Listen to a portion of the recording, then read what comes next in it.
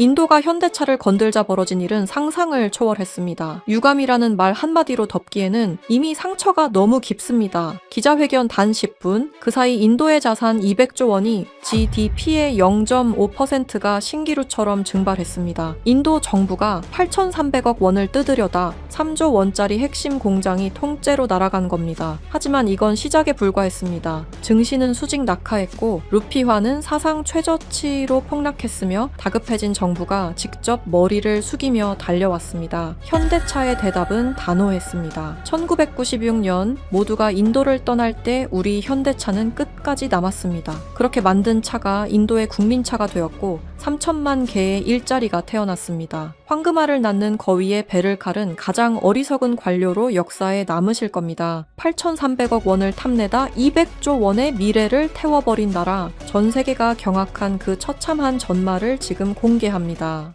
브라이언, 한국 사람들은 왜 이렇게 미련할까요? 제 앞에는 현대차 인도 법인의 재무총괄, 민석 본부장이 앉아 있었습니다. 평소라면 뭄바이의 습한 더위에도 흐트러짐 없는 정장 차림을 고수하던 그였지만 오늘만큼은 달랐습니다. 풀어헤친 넥타이, 붉게 충혈된 눈, 그리고 테이블 위에 놓인 재떨이에 수북이 쌓인 담배꽁초들, 그가 겪고 있는 심리적 압박감이 어느 정도인지 짐작하게 하는 풍경이었습니다. 본부장님, 그게 무슨 말씀이십니까? 미련하다니요. 제가 조심스럽게 물었지만 그는 창밖에 뭄바이 항구를 멍하니 바라보며 말을 이었습니다. 아니면 호구 잡히는 게 취미인가요? 1996년이었습니다. 다들 인도는 안 된다고 도로에 소가 걸어 다니고 전기도 안 들어오는 곳에 무슨 공장이냐고 말렸습니다. 도요타도, GM도, 포드도 고개를 저으며 떠날 때 우리는 남았습니다.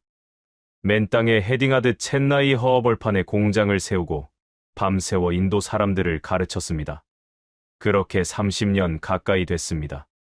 우리가 만든 상트로가 인도의 국민차가 되었고 우리가 만든 크레타가 인도의 중산층을 상징하게 되었습니다. 인도 정부가 제조업 강국을 외칠 때 그 옆에서 가장 크게 박수치고 가장 많이 투자한 게 바로 우리 한국 기업들입니다. 그런데 브라이언, 그 대가가 고작 이겁니다. 민석 본부장이 떨리는 손으로 테이블 위에 놓인 회색 서류 봉투를 제 쪽으로 밀었습니다. 봉투 겉면에는 인도 국세청, 그 중에서도 악명 높은 델리 본청의 인장이 선명하게 찍혀 있었습니다. 마치 사형 선고장처럼 무겁고 차가운 기운이 감도는 그 봉투. 저는 침을 꿀꺽 삼키며 내용물을 꺼냈습니다. 빼곡하게 적힌 숫자들 사이에서 제 눈을 의심하게 만드는 금액이 튀어 올랐습니다. 826억 원? 본부장님, 이게 뭡니까?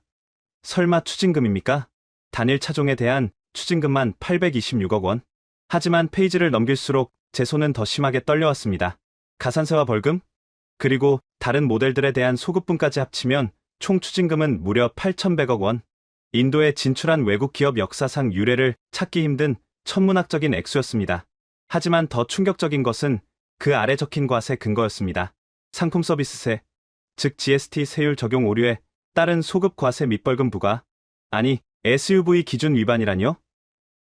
인도 세법상 SUV로 분류되려면 엔진 배기량 1500cc 이상, 차체 길이 4m 이상, 지상고 170mm 이상이라는 세 가지 조건을 모두 충족해야 하잖아요. 현대차 모델들은 1490cc라서 해당 사항이 없는데 이걸 왜 이제 와서 문제 삼습니까? 제가 따지듯 묻자 민석 본부장은 허탈한 웃음을 터뜨렸습니다. 그게 바로 코에 걸면 코걸이, 귀에 걸면 귀걸이라는 겁니다. 브라이언, 인도 국세청 놈들이 뭐라고 하는 줄 아십니까? 당신의 차들은 1500cc가 안 되지만 겉보기에 SUV처럼 생겼고 힘이 좋으니 SUV 세금을 내라. 이게 그들의 논리입니다. 법전에 적힌 숫자가 아니라 담당 공무원의 기분이 세법이 되는 나라. 그게 바로 지금의 인도입니다. 저는 머리를 한 대 얻어맞은 것 같았습니다. 이것은 단순한 세무조사가 아니었습니다. 지난 30년 가까이 인도의 진흙탕 길을 함께 달려온 파트너에 대한 명백한 배신이었습니다. 인도 정부는 지금 돈이 필요했습니다. 선거를 앞두고 펑펑 써댄 재정을 메우기 위해 가장 만만하고 돈 많아 보이는 희생양이 필요했던 것입니다. 그리고 그 타깃으로 가장 성실하게 세금을 내고 가장 많은 일자리를 만들어준 한국 기업을 지목한 것입니다. 왜냐고요? 한국 기업들은 불만이 있어도 묵묵히 참아내고 결국엔 협상을 통해 해결하려는 성향이 있다는 것을 그들도 너무나 잘 알고 있었기 때문입니다. 그 착함이, 그 성실함이 이곳에서는 약점이 되어 돌아왔습니다. 그들이 우리를 호구로 본 겁니다. 한국 놈들은 공장도 다 지어놨고 투자한 돈이 아까워서라도 절대 못 떠난다. 그러니 지저대면 돈을 뱉어낼 것이다. 딱 이 계산인 거죠. 민석 본부장의 목소리에는 깊은 배신감이 서려 있었습니다. 그는 다시 담배를 하나 물었습니다. 라이터를 켜는 그의 손끝이 미세하게 떨리고 있었습니다. 그것은 공포가 아니라 참을 수 없는 모욕감 때문이었을 겁니다. 그때 제 주머니 속 휴대폰이 진동했습니다. 발신자는 텍스 인텔리전스 그룹의 제 비서 아미르였습니다. 브라이언님, 지금 사무실로 델리에서 팩스가 한 통 더 왔습니다. 라제쉬 국장입니다. 오늘 오후 2시 오베로이 호텔 라운지에서 보자고 합니다. 그리고 현대차 민석 본부장님도 반드시 대동하라고 합니다. 라제쉬, 그 이름을 듣는 순간 저는 본능적으로 알 수 있었습니다. 이 모든 판을 짠 설계자가 누구인지 말입니다. 델리 국세청의 저승사자. 자신의 실적을 위해서라면 기업의 생존 따위는 안중에도 없는 탐욕의 화신. 그가 직접 움직인다는 것은 이 8,100억 원이 끝이 아니라 시작이라는 뜻이었습니다. 저는 전화를 끊고 민석 본부장을 바라보았습니다. 그 역시 이미 알고 있었다는 듯 자리에서 일어나 재킷을 챙겨 입었습니다. 방금 전까지 흐트러져 있던 모습은 온데간데 없고 다시 냉철한 비즈니스맨의 가면을 쓴 채였습니다. 오라고 합니까? 그의 짧은 물음에 저는 고개를 끄덕였습니다. 오베로이 호텔입니다. 라제쉬가 직접 나섰습니다. 민석 본부장은 넥타이를 고쳐매며 거울 속에 비친 자신의 눈을 쏘아보았습니다. 그리고 나직하게 중얼거렸습니다. 가시죠. 가서 보여줘야겠습니다. 호구와 호랑이는 한 글자 차이지만 그 본질은 어떻게 다른지. 그는 서류 가방을 챙겨 들었습니다. 하지만 저는 보았습니다. 그가 가방 깊숙한 곳에 챙겨 넣은 것은 억울함을 호소하는 탄원서가 아니었습니다. 그것은 델리의 관료들이 꿈에도 상상하지 못할 현대차가 준비한 가장 치명적인 반격의 서막이었습니다. 호텔 로비로 향하는 엘리베이터 안, 숨막히는 정적 속에서 저는 직감했습니다. 오늘 오후 2시 뭄바이의 찻잔 속에서 거대한 태풍이 시작될 것임을 말입니다. 오베로이 호텔 라운지는 뭄바이의 소음이 완벽하게 차단된 그들만의 성체였습니다. 창밖으로는 아라비아해의 검푸른 물결이 넘실대고 있었지만 라운지 안은 에어컨 냉기로 인해 서늘했습니다. 라제시 국장은 창가 자리에 앉아 최고급 다즐링 티를 음미하고 있었습니다. 우리가 다가가도 그는 찻잔에서 눈을 떼지 않았습니다. 마치 우리를 투명 인간 취급하는 그 오만함은 그가 이 판의 절대적인 지배자임을 과시하는 무언의 제스처였습니다. 앉으시죠. 차가 식으면 맛이 없으니까. 그가 턱끝으로 맞은편 의자를 가리켰습니다. 민석 본부장은 아무 말 없이 자리에 앉아 서류 가방을 무릎 위에 올려두었습니다. 저는 그 옆에 앉아 마른 침을 삼켰습니다. 라제시 국장은 그제야 천천히 고개를 들어 우리를 바라보았습니다. 그의 눈빛은 먹잇감을 앞에 둔 뱀처럼 차갑고 끈적했습니다. 브라이언, 자네는 뭄바이에 온 지 꽤 됐지? 그럼 인도의 도로 사정을 잘 알겠군. 뜬금없는 질문이었습니다. 제가 대답할 타이밍을 놓치자 그는 스스로 대답하며 비릿하게 웃었습니다. 도로는 좁고 차는 많아.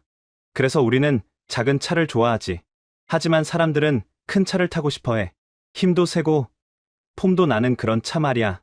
현대차가 아주 영리하게 그 틈새를 파고들었더군. 겉보기엔 SUV처럼 크고 웅장한데 법적으로는 소형차 혜택을 받는 그 애매한 차들 말이야. 그가 말하는 애매한 차는 현대차가 인도 전략 모델로 개발해 데이트를 친 크레타와 베뉴를 겨냥한 것이었습니다. 저는 즉각 반박했습니다. 국장님, 영리한 게 아니라 법을 지킨 겁니다. 인도 세법제 28조 SUV 분류 기준은 명확합니다.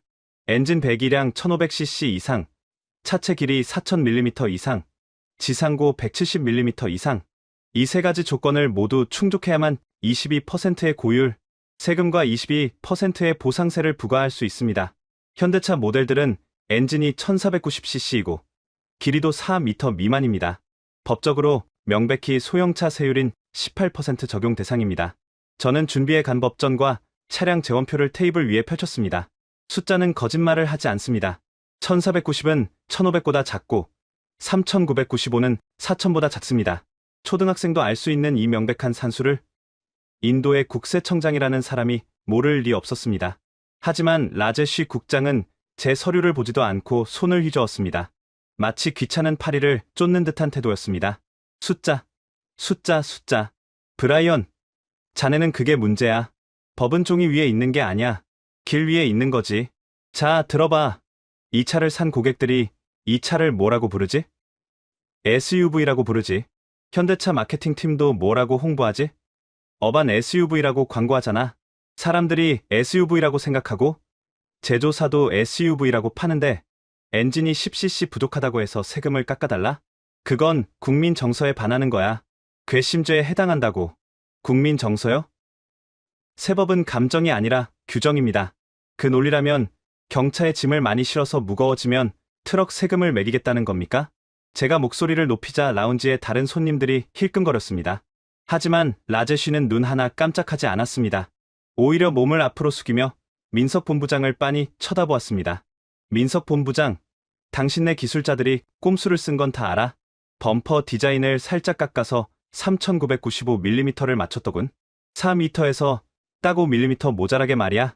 그 5mm 때문에 우리가 받아야 할 세금 수천억 원이 날아갔어. 그리고 지상구도 그래. 차에 사람이 안 탔을 때는 190mm라서 SUV처럼 보이지만 짐을 가득 실으면 170mm 아래로 내려가게 세팅했더군. 우리가 그걸 모를 줄 알았나? 이것이 바로 4m의 더티였습니다. 인도 정부는 차량의 길이를 측정할 때 범퍼의 끝과 끝을 기준으로 삼습니다. 현대차뿐만 아니라 전 세계 모든 자동차 회사들이 이 규격에 맞춰 차를 설계합니다. 그것은 꼼수가 아니라 인도 정부가 정해준 규격에 맞춘 최적화 설계였습니다. 하지만 라제쉬는 그 합법적인 노력을 탈세 행위로 규정하고 있는 것입니다. 민석 본부장이 마침내 입을 열었습니다. 그의 목소리는 라운지의 냉기보다 더 차가웠습니다. 그래서 법을 새로 만드셨습니까?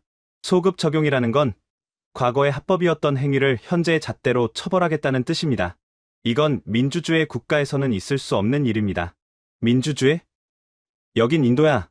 라제쉬가 찻잔을 거칠게 내려놓으며 소리쳤습니다. 달그락거리는 소리가 유난히 크게 울렸습니다. 법을 해석하는 건 우리 권한이야. 우리가 이번에 새로운 유권 해석을 내렸어. 기능적 SUV라는 개념이지. 배기량이나 길이에 상관없이 SUV의 기능을 하거나 그런 외형을 가진 차는 모두 고율과세 대상이다. 그리고 이 해석은 GST 도입 당시부터 유효했던 것으로 간주한다. 기가 막힌 논리였습니다. 코에 걸면 코걸이라는 말이 이보다 더 잘 어울릴 수는 없었습니다. 그들이 말하는 기능적 SUV라는 기준은 어디에도 없었습니다. 그저 세금을 더 걷고 싶으면 SUV이고 아니면 소형차인 셈이었습니다. 이것은 법리 논쟁이 아니었습니다. 그냥 8,100억 원을 내놓으라는 강도질이나 다름없었습니다. 8,100억 원입니다. 라제쉬가 정확한 액수를 입에 올렸습니다. 현대차 본사가 작년에 한국당 10조 원어치 샀다면서? 현금 많은 거 다 아는데 인도에서 돈 벌었으면 이 정도 성의 표시는 해야지. 이건 비즈니스 파트너로서의 예의야. 안 그래? 라제쉬는 마치 팁을 요구하는 웨이터처럼 뻔뻔하게 손을 비벼 보였습니다. 민석 본부장의 주먹이 미세하게 떨리는 것이 보였습니다. 그것은 두려움이 아니었습니다. 눈앞에 있는 이 탐욕스러운 관료의 멱살을 잡고 싶은 충동을 억누르는 극한의 인내심이었습니다. 민석 본부장은 깊은 한숨을 내쉬며 테이블 위에 있던 회색 봉투를 다시 집어 들었습니다. 파트너로서의 예의라 잘 알겠습니다.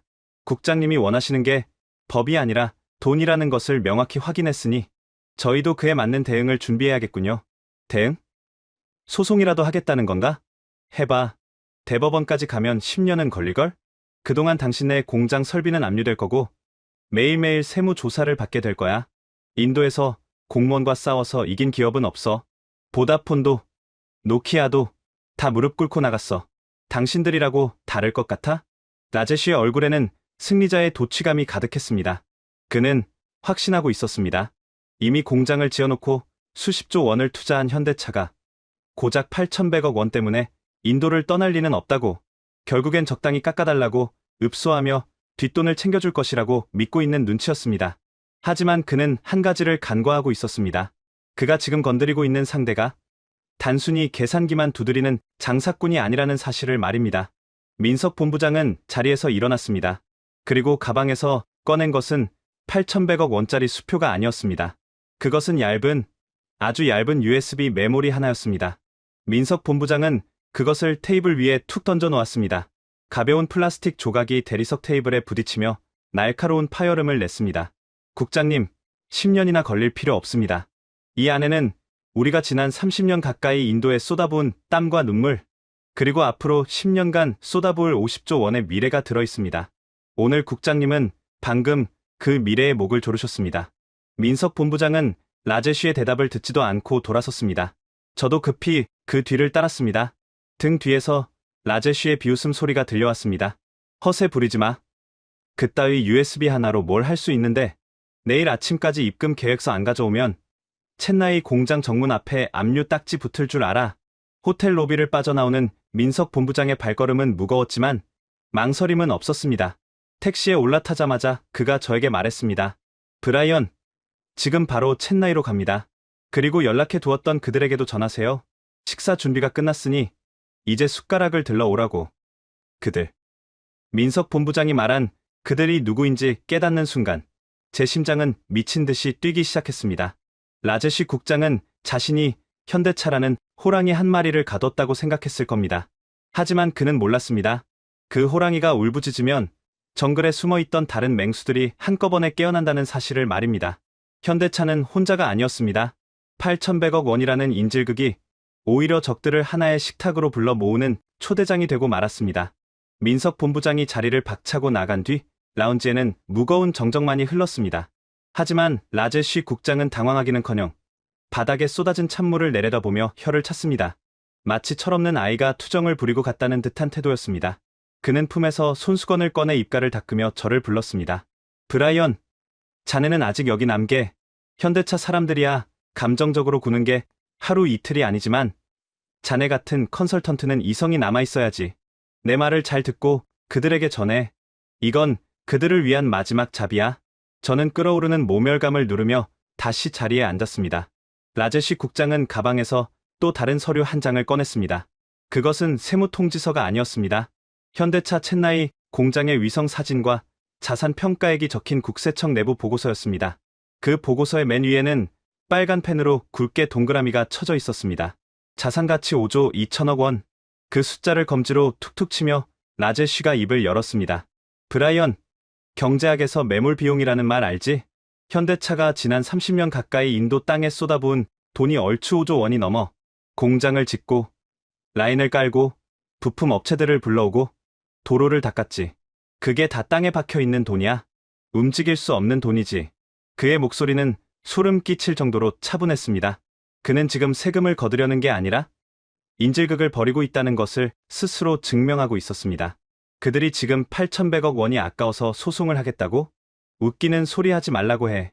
우리가 공장 가동을 멈추게 하는 순간 그들은 하루에 100억 원씩 손해를 봐. 한 달이면 3천억이야. 3달만 버티면 그들이 아끼려던 세금보다 더 큰 돈이 공중분해되는 거지. 결국 그들은 계산기를 두드려 볼 거야. 그리고 깨닫겠지. 아, 그냥 더럽더라도 8,100억 원을 던져주고 장사를 계속하는 게 이득이구나. 이것이 바로 라제쉬의 계산이었습니다. 그는 현대차를 기업이 아니라 도망갈 수 없는 젖소로 보고 있었습니다. 공장에 박힌 거대한 설비들이 족쇄가 되어 그들의 발목을 잡고 있다고 확신한 것입니다.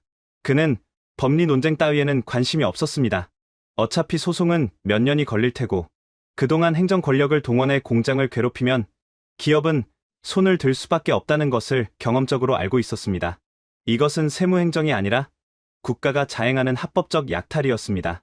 국장님, 하지만 이건 너무 노골적입니다. 단일 차종 추징금만 826억 원이고 전체 8,100억 원은 현대차 인도 법인 1년 순이익의 절반에 가깝습니다. 이익의 절반을 세금으로 떼어가면 누가 투자를 하겠습니까? 이건 황금알을 낳는 거위의 배를 가르는 겁니다. 제가 항변하자 라제쉬는 코웃음을 쳤습니다. 거위? 브라이언, 착각하지 마. 그들은 거위가 아니야. 우리 땅에서 풀을 뜯어먹는 소지. 우리는 그 소에게 풀밭을 빌려준 주인이고 주인이 집세를 좀 올리겠다는데 소가 불평을 할 수 있어? 싫으면 나가라고 해. 하지만 못 나갈걸? 베트남? 인도네시아? 거기 시장 규모가 우리 인도의 반이반이라도 되나? 14억 인구라는 거대한 시장을 두고 그들이 어디로 가겠어? 그들은 여기가 아니면 굶어 죽어. 라제쉬의 눈에는 탐욕을 넘어선 광기가 서려 있었습니다. 그는 메이크 인 인디아라는 슬로건을 외국 기업을 유인해서 가두는 덫으로 활용하고 있었습니다. 들어올 때는 온갖 혜택을 주며 환영하지만 일단 공장을 짓고 나면 그때부터는 도망갈 수 없는 먹잇감이 되는 구조. 그는 그것을 인도식 비즈니스라고 불렀습니다. 그 US위? 뭐 대단한 협박이라도 들어있는 줄 알았나? 뻔해. 투자 철회니 고용 축소니 하는 징징거리는 소리나 들어있겠지. 가서 전해. 우리는 눈 하나 깜짝 안 한다고. 내일 아침까지 1차 납부금 2천억 원을 입금하지 않으면 첸나이 공장 자산 동결 절차에 들어갈 거라고 말이야. 라제쉬는 자리에서 일어났습니다. 그는 마치 승리를 확신한 장군처럼 위풍당당했습니다. 하지만 저는 보았습니다. 그가 테이블 위에 남겨진 USB를 챙기지 않았다는 것을요. 그는 민석본부장이 남긴 마지막 경고를 쓰레기 취급했습니다. 그 오만이, 그 무시가 어떤 결과를 불러올지 그는 꿈에도 상상하지 못하고 있었습니다. 호텔을 나온 저는 떨리는 손으로 휴대폰을 꺼냈습니다.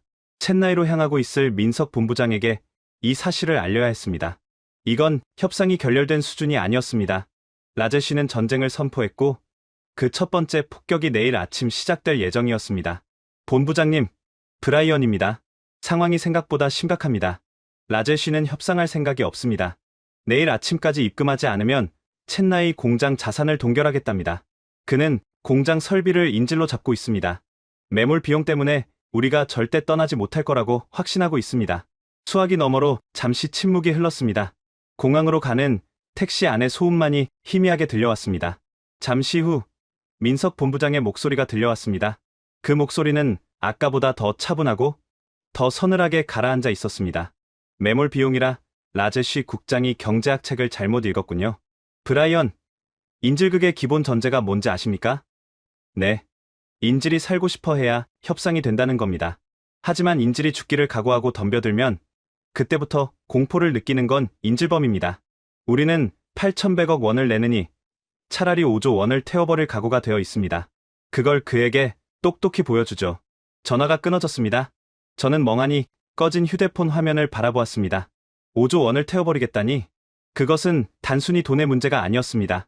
현대차는 지금 자신들의 살점을 도려내서라도 이 부당한 족쇄를 끊어내겠다는 결기를 보여주고 있었습니다. 저는 곧바로 뭄바이 공항으로 차를 돌렸습니다. 제가 있어야 할 곳은 뭄바이의 사무실이 아니었습니다. 내일 아침 첸나이 공장 앞에서 벌어질 역사적인 대치 상황을 제 눈으로 확인해야 했습니다. 첸나이 공항에 내리자마자 훅 끼쳐오는 열기는 뭄바이와는 또 달랐습니다. 남인도 특유의 끈적한 습도가 폐부 깊숙이 들어왔습니다. 하지만 그날 밤 첸나이의 공기는 유난히 서늘했습니다. 마치 거대한 태풍이 오기 직전 세상의 모든 소리가 빨려 들어간 듯한 기묘한 정적. 저는 택시를 잡아타고 스리페론부두르 현대차 공장이 있는 공단으로 향했습니다. 평소라면 야간 조업을 위해 부품을 나르는 트럭들로 북새통을 이뤘을 도로가 텅 비어 있었습니다. 가로등 불빛만이 덩그러니 도로를 비추고 있었고 그 적막함이 제 불안감을 증폭시켰습니다. 30분을 달려 도착한 공장 정문. 저는 그곳에서 믿을 수 없는 광경을 목격했습니다. 거대한 제1공장과 제2공장. 축구장 수십 개를 합친 것보다 큰 그 거대한 생산 기지가 침묵에 잠겨 있었습니다. 컨베이어 벨트가 돌아가는 기계음도 용접 로봇이 튀기는 불꽃도 노동자들의 웅성거림도 들리지 않았습니다. 마치 거대한 심장이 멈춰버린 것 같았습니다. 정문 앞에는 보안 요원들이 굳은 표정으로 서 있었고 그 너머 본관 건물 3층에만 불이 켜져 있었습니다. 민석 본부장의 집무실이었습니다. 브라이언님, 기다리고 있었습니다. 보안 팀장의 안내를 받아 들어간 집무실. 그곳의 공기는 밖보다 더 무거웠습니다. 민석 본부장은 창가에 서서 멈춰버린 공장을 내려다보고 있었습니다. 그의 등 뒤에는 화이트보드가 놓여 있었는데 거기에는 복잡한 숫자 대신 단 3개의 단어만 적혀 있었습니다. 동결, 철회, 연대. 본부장님, 공장을 세우신 겁니까? 제가 조심스럽게 물었습니다. 라제쉬 국장이 자산 동결을 협박하기도 전에 현대차가 먼저 공장을 세운 건가 싶어 가슴이 철렁했습니다. 민석 본부장은 천천히 뒤를 돌아보았습니다. 그의 눈은 깊게 가라앉아 있었지만 그 안에는 흔들림 없는 확신이 담겨 있었습니다. 아니요, 브라이언, 기계는 멈추지 않았습니다. 지금 저 안에서는 여전히 로봇들이 움직이고 있고 1분에 한 대씩 차가 만들어지고 있습니다. 하지만 영혼은 멈췄습니다. 영혼이요? 오늘 오후 6시부로 첸나이 공장의 모든 신규 투자 집행을 보류했습니다. 내년에 들어올 예정이었던 3조 원 규모의 전기차 배터리 패키징 공장, 그리고 다음 달로 예정되어 있던 IPO, 기업 공개 관련 실무 작업까지 모든 미래 계획을 올스톱시켰습니다. 그것은 공장을 세우는 것보다 더 무서운 결정이었습니다. 공장을 세우면 당장의 생산 차질만 빚어지지만 미래 투자를 멈춘다는 것은 인도의 성장 동력을 끊어버리겠다는 선언이나 다름없었습니다. 민석 본부장은 책상 위에 놓인 두툼한 파일처를 제게 건넸습니다. 표지에는 프로젝트명 엑소더스라고 적혀 있었습니다. 탈출. 성서에 나오는 그 탈출기처럼 현대차는 인도라는 파라오의 압제에서 벗어날 준비를 하고 있었습니다. 라제쉬는 우리가 매몰 비용 때문에 못 떠난다고 했죠. 하지만 그는 모릅니다. 우리가 진짜 무서워하는 건 8,100억 원의 세금이 아니라 예측 불가능성이라는 것을요. 오늘 SUV 기준을 바꾼 놈들이 내일은 전기차 보조금을 없앨 것이고 모레는 환경 규제를 들이대겠죠. 그런 불확실한 땅에 50조 원을 묻느니 차라리 지금 손해를 보고 손을 터는 게 낫다는 게 본사의 판단입니다. 그의 말은 빈말이 아니었습니다. 파일철 안에는 인도네시아와 베트남 공장 증설 계획, 그리고 인도 주재원 철수 시나리오까지 상세하게 담겨 있었습니다. 그것은 협박용 카드가 아니라 실행 가능한 비상 계획이었습니다. 라제쉬 국장은 호랑이를 우리에 가뒀다고 생각했지만 호랑이는 이미 우리를 부수고 나갈 준비를 마친 상태였던 것입니다. 그리고 브라이언, 오늘 밤 제가 보여드리고 싶은 건 이 서류가 아닙니다. 저 문 밖을 보시죠. 민석 본부장이 가리킨 곳은 회의실로 연결되는 문이었습니다. 굳게 닫힌 문 너머로 낮은 말소리가 들려오고 있었습니다. 저는 떨리는 손으로 문 손잡이를 잡았습니다. 그리고 문을 연 순간 저는 제 눈을 의심했습니다. 그곳에는 현대차 임원들만 있는 게 아니었습니다. 도요타 인디아의 법인장, 마루티 스즈키의 최고 재무책임자, 마인드라의 부사장, 심지어 경쟁사인 타타 자동차의 임원까지 인도 자동차 시장을 움직이는 빅 22의 수뇌부들이 그 좁은 회의실에 모여 있었습니다. 평소라면 서로 으르렁대며 경쟁하던 그들이었습니다. 하지만 오늘 밤 그들의 표정은 하나같이 비장했습니다. 테이블 중앙에는 현대차가 받은 것과 똑같은 회색 봉투들이 수북이 쌓여 있었습니다. 라제쉬 국장이 던진 8,100억 원의 돌멩이가 경쟁자들을 하나로 묶어주는 기적을 만들어낸 것입니다. 도요타 법인장이 저를 보며 쓴웃음을 지었습니다. 어서 오시오, 미스터 브라이언. 당신이 라제쉬에게 전해줘야 할 말이 하나 더 늘었소. 오늘 밤 이 방에서 결정된 사항은 델리에 있는 그 누구도 감당하지 못할 거라는 사실 말이오. 그들은 단순히 대책 회의를 하는 게 아니었습니다. 그것은 생존을 위한 군사 작전 회의였습니다. 회의실 화이트보드에는 공동 소송, 생산 셧다운, 투자 철회, 연대 서명 같은 무시무시한 단어들이 적혀 있었습니다. 폭풍 전야의 고요함은 깨졌습니다. 첸나이에 덥고 습한 밤 공기 속에서 22명의 거인들이 델리를 향해 진격을 준비하고 있었습니다. 그리고 그 선봉에는 가장 먼저 칼을 뽑아든 현대차가 서 있었습니다. 첸나이 공장의 대회의실. 평소라면 현대차 임원들만의 전략회의가 열렸을 그곳은 이날 밤 전 세계 자동차 산업의 축소판이 되어 있었습니다. 도요타, 혼다, 마루티 스즈키, 타타 마인드라, 벤츠, BMW, 인도 도로 위에서 피 튀기게 경쟁하던 22개 브랜드의 수뇌부들이 한 테이블에 둘러앉아 있었습니다. 그들 사이에는 어색한 침묵과 함께 묘한 동질감이 흘렀습니다. 테이블 중앙에 수북이 쌓인 회색 봉투들이 그들을 하나로 묶어주는 족쇄이자 동시에 연대의 증표였기 때문입니다. 민석 본부장이 상석에 서서 입을 열었습니다. 그의 목소리는 낮았지만 회의실 구석구석을 파고들었습니다. 여러분, 오늘 우리가 받은 건 세금 고지서가 아닙니다. 이건 인도 정부가 우리에게 보낸 조롱입니다. 그들은 말합니다. 너희는 기술자가 아니라 호구다. 법을 지켜도 우리가 기분 나쁘면 범죄자가 된다. 지금 이 방에 계신 분들 중 엔진 배기량 1490cc, 길이 3995mm를 맞추기 위해 밤새워 연구하지 않은 분이 있습니까? 좌중에서 웅성거림이 일었습니다. 도요타 인디아의 법인장이 고개를 끄덕이며 말을 받았습니다. 맞소. 우리는 그 5mm를 줄이기 위해 범퍼 금형을 10번도 더 뜯어 고쳤소. 그게 인도 법이니까. 로마에 가면 로마 법을 따르라고 해서 따랐더니 이제 와서 로마가 법을 바꿨다고 뒤통수를 치는 격이오. 마루티 스즈키의 최고 재무 책임자 라지브 전무가 주먹으로 테이블을 내리쳤습니다. 그는 인도 현지 파트너사 임원이었지만 분노는 외국계 임원들보다 더했습니다. 라제쉬 그 작자. 미쳤습니다. 우리 스즈키한테도 2천억 원을 청구했어요. 이유가 뭔지 아십니까? 하이브리드 모델이 배터리 힘을 쓰니까 엔진 배기량의 모터 출력을 합산해서 계산해야 한다는 겁니다. 물리학을 새로 쓰는 창조적인 발상이죠. 이대로 가면 여기 있는 모든 기업이 파산합니다. 분노는 공포보다 강력한 접착제였습니다. 민석 본부장은 화이트보드에 붉은색 마커로 단 한 단어를 적었습니다. 연대. 우리가 각자 대응하면 라제쉬는 우리를 하나씩 각계격파할 겁니다. 현대차는 매몰 비용으로 협박하고 도요타는 관세로 위협하고 마인드라는 애국심으로 호소하겠죠. 하지만 우리가 뭉치면 이야기가 달라집니다. 우리가 생산을 멈추면 인도 경제의 7%가 증발합니다.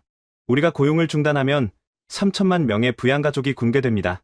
민석 본부장의 눈빛이 형용하게 빛났습니다. 그는 단순히 방어를 제안하는 게 아니었습니다.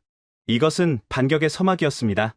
오늘부로 우리는 인도 자동차 제조사 협회 이름으로 공동 소송을 제기합니다. 변호인단은 각 사의 최고 법무팀을 차출해 구성하겠습니다. 그리고 만약 델리 국세청이 우리 중 단 한 곳이라도 자산 동결을 시도한다면 나머지 21개 사는 즉시 모든 신규 투자를 무기한 보류하고 공장 가동을 축소합니다. 이것은 담합이 아닙니다. 생존을 위한 정당방위입니다. 회의실의 공기가 뜨겁게 달아올랐습니다. 경쟁자였던 그들이 서로의 눈을 맞추며 고개를 끄덕였습니다. 그것은 무언의 서약이었습니다. 라제쉬 국장은 8,100억 원을 챙기려다 자신이 감당할 수 없는 거대한 괴물을 깨워버린 것입니다. 22마리의 호랑이가 하나의 무리가 되어 델리를 향해 이빨을 드러내기 시작했습니다. 그날 밤 첸나이의 별들은 유난히 밝았지만 델리의 하늘에는 먹구름이 몰려오고 있었습니다. 뉴델리의 대법원, 겨울 안개가 자욱하게 낀 델리의 아침은 스산했습니다. 하지만 법정 안은 수백 명의 취재진과 양측 관계자들로 발 디딜 틈이 없었습니다. 이 재판은 단순히 세금 문제가 아니었습니다. 메이크 인 인디아의 정당성과 글로벌 자본의 신뢰가 충돌하는 세기의 대결이었습니다. 원고 측석에는 22개 자동차 기업을 대표해 현대차 법무팀장과 인도 최고의 로펌 변호사들이 앉아 있었고, 피고 측석에는 라제쉬 국장이 팔짱을 낀 채 거만하게 앉아 있었습니다. 그는 여전히 자신만만했습니다. 국민 정서법이 자신의 편이라고 믿고 있었으니까요. 재판장이 개정을 선언하자 라제쉬 국장 측 변호인이 먼저 포문을 열었습니다. 존경하는 재판장님, 이 사건의 본질은 간단합니다. 외국 기업들이 인도의 허술한 법망을 이용해 막대한 이익을 챙기고도 국민들이 생각하는 SUV의 정의를 무시한 채 세금을 내지 않으려 한다는 것입니다. 그들의 차는 크고 강력하며 도로를 점령하고 있습니다. 그것이 SUV가 아니면 무엇입니까? 감정에 호소하는 변론이었습니다. 방청석에 앉은 일부 국수주의 단체 회원들이 박수를 쳤습니다. 라제쉬 국장은 흡족한 표정으로 턱을 괴었습니다. 하지만 현대차 측 수석 변호사 아난드가 자리에서 일어났을 때 법정의 분위기는 180도 바뀌었습니다. 그는 화려한 언변 대신 낡은 서류 뭉치 하나를 꺼내 들었습니다. 재판장님, 피고 측은 국민 정서와 기능적 SUV라는 추상적인 개념을 주장하고 있습니다. 하지만 세법은 시가 아니라 수학입니다. 여기 제가 들고 있는 문서는 상품 서비스세 도입, 당시 중앙간접세청, CBIC가 직접 작성하고 배포한 가이드라인입니다. 아난드 변호사가 서류를 판사석에 제출하자 라제쉬 국장의 눈썹이 꿈틀거렸습니다. 그는 저런 문서가 존재한다는 사실조차 모르고 있었던 눈치였습니다. 이 가이드라인 14페이지를 봐주십시오. SUV 분류 기준은 엔진 배기량, 전장, 지상고 3가지 조건을 모두 충족하는 경우에 한한다. 그리고 그 아래에 예시까지 친절하게 적어 놓으셨군요. 1499cc 엔진을 장착한 차량은 외형과 상관없이 SUV 세율을 적용하지 않는다. 이 문서를 결제한 사람이 누구입니까? 아난드 변호사는 피고석을 향해 천천히 고개를 돌렸습니다. 바로 당시 재무부 과장이었던 현재의 라제쉬 국장님 본인이십니다. 법정이 술렁이기 시작했습니다. 자신이 만든 법을 자신이 부정하는 꼴이 된 라제쉬 국장의 얼굴이 불그락푸르락 변했습니다. 아난드 변호사는 멈추지 않았습니다. 그는 화면에 현대차 크레타와 실제 SUV 세율을 적용받는 대형차의 재원표를 나란히 띄웠습니다. 피고는 현대차가 꼼수를 썼다고 주장합니다. 하지만 재판장님, 1490cc 엔진을 만드는 기술과 1500, CC 엔진을 만드는 기술 중 어느 것이 더 어렵습니까? 당연히 규격 내에서 최대의 출력을 뽑아내야 하는 1490cc입니다. 기업은 법을 지키기 위해 기술 혁신을 했고, 정부는 그 혁신을 장려하기 위해 감세 혜택을 약속했습니다. 그런데 이제 와서 그 노력을 탈세라고 부른다면 앞으로 인도의 법을 믿고 따를 기업이 지구상에 존재하겠습니까? 재판장은 고개를 끄덕였습니다. 논리, 증거, 그리고 명분, 모든 것이 기업 측의 압승이었습니다. 재판장은 안경을 고쳤으며 라제쉬 국장을 향해 날카로운 질문을 던졌습니다. 피고 측, 원고가 제출한 가이드라인에 서명한 것이 본인이 맞습니까? 라제쉬 국장은 입을 뻐끔거렸지만 아무 말도 하지 못했습니다. 그의 오만이 빚어낸 거대한 거짓말이 법정의 차가운 논리 앞에서 산산조각 나는 순간이었습니다. 1차 심리는 그렇게 끝났습니다. 현대차의 완벽한 승리처럼 보였습니다. 하지만 저는 알고 있었습니다. 쥐도 궁지에 몰리면 고양이를 문다고 했습니다. 하물며 델리의 권력자인 라제쉬 국장이 이대로 순순히 물러날 리 없었습니다. 그가 법정 문을 나서며 민석본부장에게 던진 시선은 패배자의 것이 아니라 복수심에 불타는 악귀의 그것이었습니다. 법정에서의 굴욕은 라제쉬 국장의 이성을 마비시켰습니다. 그는 이제 세금을 걷는 것이 목표가 아니었습니다. 자신에게 망신을 준 현대차와 외국 기업들을 짓밟는 것만이 유일한 목적이 되었습니다. 그는 법의 테두리를 벗어나 가장 지저분하고 비열한 카드를 꺼내 들었습니다. 바로 언론 플레이와 표적 수사였습니다. 다음 날 아침, 인도의 주요 조간신문 1면은 자극적인 헤드라인으로 도배되었습니다. 외국 기업들의 탐욕, 인도의 부를 훔쳐가다. 현대차, 막대한 수익 올리면서 세금은 회피? 라제쉬 국장이 흘린 왜곡된 정보들이 팩트체크도 없이 기사화되었습니다. 그는 교묘하게 민족주의를 자극했습니다. 가난한 인도 노동자들의 고열을 짜내 외국 자본이 배를 불린다는 프레임은 대중들에게 빠르게 먹혀들었습니다. 하지만 진짜 문제는 여론이 아니었습니다. 그날 오후부터 현대차 협력 업체들에 대한 무차별적인 세무 조사가 시작되었습니다. 첸나이, 델리, 뭄바이 할 것 없이 현대차의 부품을 납품하는 중소기업들의 공장에 국세청 조사관들이 들이닥쳤습니다. 그들은 장부를 압수하고 공장 가동을 방해했습니다. 심지어 현대차 주재원들의 비자 연장을 보류하겠다는 협박 공문까지 날아들었습니다. 브라이언, 이건 미친 짓입니다. 부품 공급망을 끊어서 공장을 말려 죽이겠다는 겁니다. 민석 본부장의 목소리에는 분노가 서려 있었습니다. 라제쉬는 현대차 본진을 공격하는 대신 약한 고리인 협력사들을 인질로 삼은 것입니다. 타이어를 납품하는 현지 업체의 사장은 울면서 전화를 걸어왔습니다. 국세청이 현대차와의 거래를 끊지 않으면 회사 문을 닫게 하겠다고 협박했다는 것입니다. 이것은 공권력의 탈을 쓴 테러였습니다. 저는 오베로이 호텔 라운지에서 TV 뉴스를 보고 있는 라제쉬 국장을 찾아갔습니다. 그는 화면 속에서 화형식을 당하고 있는 현대차 로고를 보며 낄낄거리고 있었습니다. 국장님, 선을 넘으셨습니다. 협력 업체들을 건드리는 건 인도 경제의 뿌리를 흔드는 겁니다. 그들은 다 인도 기업들입니다. 자국 기업을 죽여서 뭘 얻겠다는 겁니까? 제 항의에 라제쉬는 위스키 잔을 흔들며 대답했습니다. 브라이언, 전쟁에서는 민간인 희생이 따르기 마련이야. 현대차가 항복하면 그들도 살 수 있어. 간단하잖아? 민석 본부장에게 전해 내일 아침까지 소송 취하하고 8,100억 원 입금하면 이 모든 쇼는 끝난다고. 아, 그리고 비자 문제도 잘 해결해 줄 수 있다고 말이야. 집에는 가야지, 안 그래? 그는 자신의 권력에 취해 있었습니다. 자신이 이 나라의 왕이라도 된 줄 착각하고 있었습니다. 하지만 그는 정말 중요한 사실 하나를 모르고 있었습니다. 그가 지금 찌르고 있는 곳이 현대차의 급소가 아니라 영린이라는 사실을요. 협력사를 건드린 것은 현대차에게 단순한 비즈니스 문제를 넘어 일위의 문제가 되었습니다. 한국 기업에게 식구, 즉 패밀리를 건드리는 것은 선전포고보다 더 무거운 도발이었습니다. 민석 본부장은 더 이상 참지 않았습니다. 그는 준비해 두었던 마지막 카드, 프로젝트 엑소더스의 봉인을 해제했습니다. 그것은 단순히 공장을 멈추는 수준이 아니었습니다. 인도 정부가 가장 뼈아파할, 그리고 모디 총리가 기겁할 만한 핵폭탄급 선언이었습니다. 브라이언, 라제쉬에게 전할 필요 없습니다. 내일 아침 9시, 우리는 공식 기자회견을 엽니다. 거기서 발표할 내용은 8,100억 원 세금보다 0이 몇 개 더 붙는 이야기가 될 겁니다. 폭풍은 이제 막 시작되었습니다. 그리고 그 폭풍의 끝에서 라제쉬 국장이 마주하게 될 것은 승리가 아니라 자신이 저지른 무리수의 처참한 잔해들 뿐일 것입니다. 현대차는 3조 원이라는 거대한 판돈을 테이블 위에 던질 준비를 마쳤습니다. 도박판의 주인이 바뀌는 순간이 다가오고 있었습니다. 다음 날 아침 9시, 뉴델리의 타지마할 호텔 그랜드 볼룸. 인도 주재 외신 기자들과 주요 경제지 기자들이 구름처럼 몰려들었습니다. 현대차 인도 법인이 긴급 기자회견을 자청했기 때문입니다. 라제쉬 국장이 뿌린 탈세 기업이라는 오명 때문에 분위기는 적대적이었습니다. 기자들의 눈빛에는 어디 변명이라도 해보시지라는 식의 냉소가 가득했습니다. 단상에는 민석 본부장 혼자 올라왔습니다.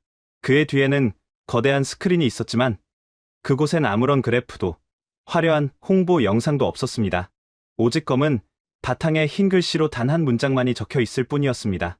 미래 투자 계획 재검토. 플래시 세례가 쏟아지는 가운데 민석 본부장이 마이크를 잡았습니다. 그의 목소리는 법정에서보다 더 건조하고 낮았습니다. 안녕하십니까? 현대차 인도 법인입니다. 저희는 오늘 인도 정부가 보내온 8,100억 원의 세금 고지서에 대한 입장을 밝히러 온 것이 아닙니다. 저희는 오늘부로 프로젝트명 IB2의 전면 중단을 선언합니다. 장내가 술렁거렸습니다. IB2. 그것은 현대차가 인도네시아가 아닌 인도를 차세대 전기차 생산 거점으로 낙점하고 준비해온 총 3조 원 규모의 배터리 패키징 공장 설립 계획이었습니다. 인도 정부가 메이크 인 인디아의 최대 성과라며 자랑에 맞지 않았던 바로 그 프로젝트였습니다. 이유는 간단합니다. 우리는 법적 안정성이 보장되지 않는 곳에 미래를 걸 수 없습니다. 오늘의 합법이 내일의 불법이 되고 과거의 약속이 담당 공무원의 기분에 따라 휴지 조각이 되는 나라에서 3조 원이라는 주주들의 돈을 투자하는 것은 배임 행위입니다. 민석 본부장의 발언은 폭탄 선언이었습니다. 하지만 진짜 충격은 그 다음이었습니다. 그가 손을 들어 신호를 보내자 회견장 측면 문이 열리고 21명의 사람들이 걸어 들어왔습니다. 도요타, 혼다, 마루티 스즈키, 타타, 마힌드라, 인도 자동차 제조사 협회의 회원사 대표들이 민석 본부장의 뒤로 병풍처럼 도열했습니다. 그것은 단순한 지지가 아니었습니다. 그들 역시 손에 똑같은 성명서를 들고 있었습니다. 저희 인도 자동차 협회 22개 회원사는 현대차에 대한 부당한 소급 과세가 철회될 때까지 인도 내 모든 신규 투자를 무기한 보류합니다. 또한 부품 협력사에 대한 표적 수사가 지속될 경우 즉시 모든 공장의 가동률을 50%로 축소하고 부품 수급처를 베트남과 태국으로 이전할 것입니다. 기자회견장은 아수라장이 되었습니다. 기자들은 기사를 송고하느라 손가락이 보이지 않을 정도로 타자를 두드렸습니다. 인도 자동차 산업 올스톱 위기, 현대차 3조 원 투자 철회, 모디노믹스 최대 위기, 속보가 전 세계로 타전되는 동안 민석 본부장은 카메라를 똑바로 응시했습니다. 그 시선은 렌즈 너머 델리 국세청 사무실에서 이 방송을 보고 있을 라제쉬 국장을 향한 것이었습니다. 라제쉬 국장님, 들리십니까? 당신이 8,100억 원을 챙기려던 그 손으로 방금 인도의 미래 50조 원을 날려버리셨습니다. 축하드립니다. 당신은 역사에 남을 겁니다. 황금알을 낳는 거위의 배를 가른 가장 어리석은 관료로 말입니다. 민석 본부장은 질문을 받지 않고 단상을 내려왔습니다. 그의 뒤를 따르는 21명의 대표들. 그 뒷모습은 마치 개선장군이 아니라 전쟁터에서 전우의 시신을 수습해 떠나는 패잔병들의 슬픔을 닮아 있었습니다. 그들은 이기고 싶어서 싸우는 게 아니었습니다. 살아남기 위해 그리고 지켜야 할 원칙을 위해 자신의 살점을 도려내는 선택을 한 것입니다. 3조 원이 증발했습니다. 단 10분의 기자회견으로 인도의 GDP 0.5%가 허공으로 사라진 순간이었습니다. 기자회견이 끝난 지 불과 30분. 인도 뭄바이 증권거래소 센섹스 지수는 붉은색 비명을 지르며 곤두박질쳤습니다. 자동차 섹터가 한가로 직행했고 외국인 투자자들은 인도 시장에서 자금을 빼내기 위해 셀 인디아 버튼을 미친 듯이 눌러댔습니다. 루피와 가치는 사상 최저치로 폭락했습니다. 시장은 정직했습니다. 글로벌 기업들이 등을 돌린 나라의 미래는 없다는 것을 자본은 가장 빠르고 냉혹하게 증명하고 있었습니다. 델리 국세청장실. 라제쉬 국장의 집무실은 흡사 폭격을 맞은 방공호 같았습니다. 전화벨 소리가 끊이지 않고 울려댔지만 라제쉬 국장은 아무것도 받지 못한 채 멍하니 TV 화면만 바라보고 있었습니다. 화면 속 뉴스 앵커는 흥분한 목소리로 경제 대재앙을 외치고 있었습니다. 국장님, 총리실에서 연락이 왔습니다. 지금 당장 받으셔야 합니다. 비서가 사색이 되어 무선 전화기를 들고 뛰어 들어왔습니다. 총리실, PMO. 인도 관료들에게 그곳은 신들의 영역이자 동시에 지옥문이기도 했습니다. 라제쉬 국장은 떨리는 손으로 전화기를 들었습니다. 수화기 너머로 들려오는 목소리는 고함이 아니었습니다. 차라리 욕을 먹는 게 나았을지도 모릅니다. 그것은 얼음장처럼 차가운 권력의 최정점에 있는 자만이 낼 수 있는 서늘한 경고였습니다. 라제쉬, 자네가 무슨 짓을 했는지 알고 있나? 총리 비서관님, 그게 아니라 저는 세수를 확보하려고. 세수? 자네 눈에는 지금 빠져나가는 50조 원이 안 보이나? 3조 원짜리 공장이 날아가고 부품 업체 수백 개가 도산 위기야? 지금 일본 대사관, 한국 대사관에서 항해 서한이 빗발치고 있어. 자네가 건드린 건 현대차 하나가 아니야. 메이크 인 인디아라는 국가 브랜드 자체에 먹칠을 한 거라고. 하지만 법적으로는 닥쳐, 당장 해결해. 내일 아침까지 저 투자 철회 선언 다시 주워 담아. 못하면 자네 책상은 델리가 아니라 겐지스 강 바닥에 있게 될 거야. 전화가 끊어졌습니다. 라제쉬 국장은 다리가 풀려 바닥에 주저앉았습니다. 그의 얼굴은 땀범벅이 되어 있었고 눈동자는 초점을 잃고 흔들렸습니다. 그는 자신이 사냥꾼인 줄 알았습니다. 현대차라는 덩치 큰 초식동물을 몰아서 고기를 뜯어먹으면 그만인 줄 알았습니다. 하지만 알고 보니 그가 건드린 것은 초식동물이 아니라 인도 경제라는 거대한 댐의 수문을 지키고 있던 문지기였습니다. 문지기를 쫓아내자 댐이 무너져 내리기 시작한 것입니다. 그때 지무실 문이 열리고 제가 들어갔습니다. 라제쉬 국장은 저를 보자마자 바닥을 기어와 제 바짓단을 붙잡았습니다.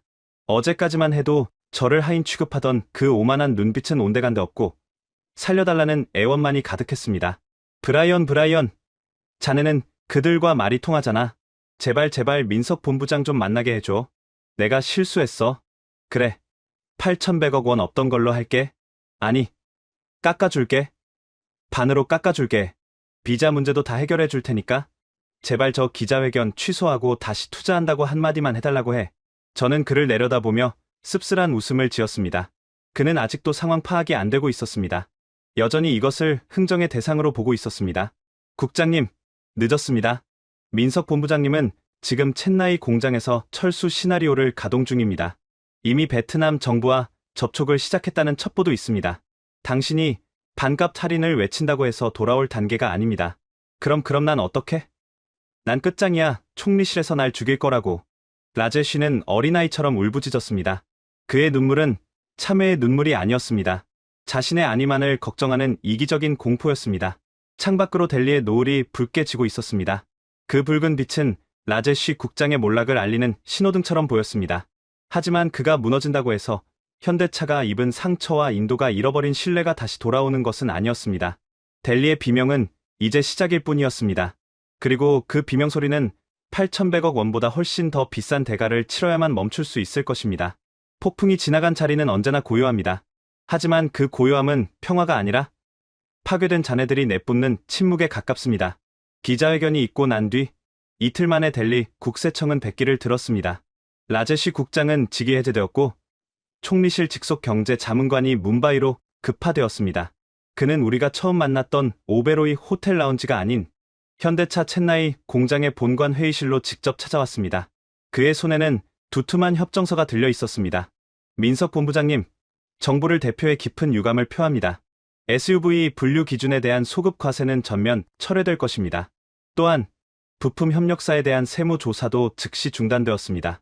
이 합의서에 서명만 해주시면 모든 행정 제재는 없던 일이 됩니다. 자문관의 태도는 정중했지만 비굴함이 묻어 있었습니다. 그는 간절히 원하고 있었습니다. 현대차가 다시 투자 재개를 선언해주기를 말입니다. 하지만 민석 본부장은 펜을 들지 않았습니다. 그는 창밖의 공장을 한동안 바라보다가 천천히 입을 열었습니다. 자문관님, 유감이라는 말 한마디로 덮기에는 상처가 너무 깊습니다. 8,100억 원이라는 돈 때문이 아닙니다. 우리는 지난 며칠 동안 인도가 언제든 법을 바꿔 우리 목을 칠 수 있다는 사실을 확인했습니다. 신뢰는 유리장과 같습니다. 한 번 깨진 유리는 아무리 정교하게 붙여도 그 금이 사라지지 않죠. 하지만 세금을 안 받겠다고 하지 않습니까? 원하시는 대로 다 해드렸는데 도대체 뭐가 문제입니까? 제발 3조 원 투자 계획을 다시 발표해 주십시오. 총리님께서 기다리고 계십니다. 자문관은 울상이 되어 매달렸습니다. 민석 본부장은 그제야 합의서에 서명을 했습니다. 하지만 그것은 항복 문서가 아니라 휴전 협정에 불과했습니다. 서명은 해드리죠. 공장은 다시 돌릴 겁니다. 하지만 3조 원 투자는 당분간 보류입니다. 네. 보류라뇨? 우리는 검증할 시간이 필요합니다. 인도가 정말로 법치 국가로 돌아왔는지 아니면 급한 불만 끄고 다시 칼을 갈지 지켜봐야 합니다. 그 신뢰가 회복되는 데는 아마 오랜 시간이 걸릴지도 모르겠군요. 민석 본부장은 자리에서 일어났습니다. 승리였습니다. 8,100억 원의 부당한 세금은 사라졌고 협력사들은 다시 문을 열었습니다. 하지만 회의실을 나서는 민석 본부장의 뒷모습은 승리자의 그것처럼 당당해 보이지 않았습니다. 오히려 지독한 배신을 겪고 난 뒤 더 이상 누구도 믿지 않게 된 사람의 쓸쓸함이 묻어 있었습니다. 저는 그날 밤 뭄바이 사무실로 돌아와 인도 투자 리스크 보고서를 작성했습니다. 제목은 인디아 리스크 프리미엄. 현대차는 이겼지만 전 세계 투자자들은 이 사건을 통해 한 가지를 배웠습니다. 인도에 투자하려면 예전보다 20% 더 많은 수익률을 기대해야 한다는 것을요. 그 20%는 바로 언제든 뒤통수를 맞을 수 있는 비용이었습니다.